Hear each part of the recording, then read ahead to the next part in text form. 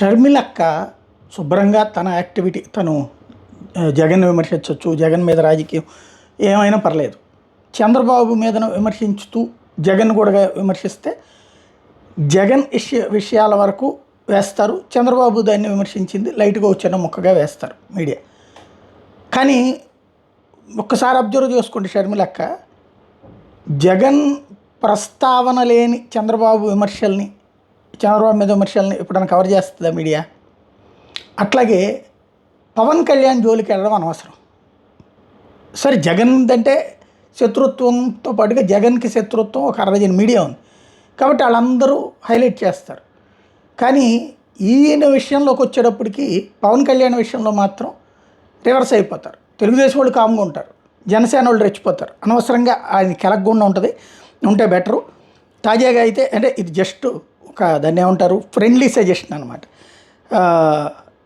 ఆవిడ తాజా ప్రకటన కారణంగా ఈ ముక్క చెప్పాల్సి. జనసేన అధ్యక్షుడు ముఖ్యమంత్రి పవన్ కళ్యాణ్ గారు చెగువేర గద్దరా అన్న సిద్ధాంతాలకు నీళ్ళు వదిలేశారు. ఇప్పుడు ఆయన మోడీ అమిత్ షా సిద్ధాంతాలను ఆదర్శంగా తీసుకున్నారు. ఆర్ఎస్ఎస్ భావజాలను నర్నారానా జీర్ణించుకున్నారు. జనసేన పార్టీని ఆంధ్ర మతసేనగా మా పార్టీగా మార్చారు. జనం కోసం పుట్టిన పార్టీ అని చెప్పి ఒక మతానికి అజెండాగా మార్చడం దారుణం. ఈవిడ మరి కాంగ్రెస్ పార్టీ ఏమన్నా క్రైస్తవ పీసీసీ అంటే ప్రదేశ్ క్రైస్తవ ఛానల్ అయిందా? ఈవిడ మరి పూర్తిగా యాంటీ హిందూనే కదా మాట్లాడేది ఎప్పుడు కూడా.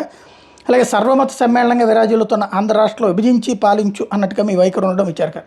ఈవిడ చేసేది ఏంటి, హిందువుల్ని దేశించి దూషించి అదే సందులో నేను క్రైస్తవురాలని గొప్పగా చెప్పుకుంటుంది. హిందువుని అట్లా చెప్పుకోవడానికి వీల్లేదంటది. పార్టీ పెట్టి 11 ఏళ్ళు పోరాడు ముఖ్యమంత్రిగా బాధ్యతలు చేపట్టి మతం రంగు పూసుకుని ఒకరి ప్రయోజనాల లక్ష్యం అన్నట్టుగా మాట్లాడడానికి కాంగ్రెస్ పార్టీగా ఖండిస్తున్నాం. పార్టీ పెట్టి 77 ఏళ్ల నుంచి కేవలం మైనార్టీల కోసం మాత్రమే బతుకుతాం, ముస్లింల కోసం బ్రతుకుతాం, క్రైస్తవుల కోసం బ్రతుకుతాం, హిందువులు వేధిస్తాం, హిందువులు నాశనం చేస్తాం, హిందూ జాతిని అంతం చేస్తాం, కేరళలో నాశనం చేసాం, బెంగాల్లో నాశనం చేసాం, ఈశాన్య రాష్ట్రాలు నాశనం చేసాం అని చెప్పి తిరిగిన పార్టీ కదా కాంగ్రెస్ పార్టీ. అంటే ఆ ముక్క డైరెక్ట్గా అనకుండా చేసింది అదే కదా.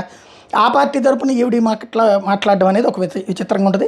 స్వతంత్ర సమరయోధుల ఆశయాలతో పుట్టిన పార్టీ అని చెప్పి మతపిచ్చి బీజేపీ ఆశయాలు అలవర్చుకోవడం దురదృష్టకరం. ఇప్పుడు పొరపాటున చెప్పినట్టుంది. స్వతంత్ర సమరయోధుల ఆశయాలతో అని చెప్పుకు తిరిగేది కాంగ్రెస్ పార్టీ. చివరికి ఆ స్వతంత్ర సమరయోధుల ఆశయం కాంగ్రెస్ మూసేయమని. కానీ ఆ కాంగ్రెస్ ఇప్పుడు ఆ స్వతంత్ర సమరయోధుల ఆశయాలను నాశనం చేస్తుంది. కాబట్టి కొంచెం ఆవిడ ఆలోచించుకుని మాట్లాడితే బెటర్ ఏమో.